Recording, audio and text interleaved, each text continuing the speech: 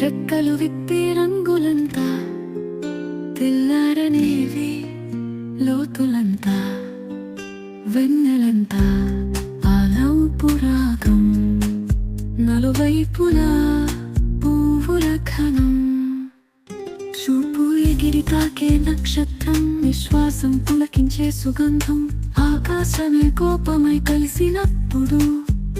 తేజస్సు అలరించే మిరుమిట్లు సాయంకాలపు తింతల గాయం నయనముల తడవనున్న వైభవం ప్రకృతి ముద్దేది చెదికొసల సంగీతం మనసు పూలకించును కథ కలిగిన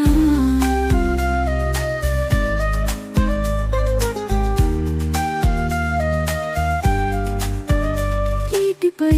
పడమరి పరుస్తుంది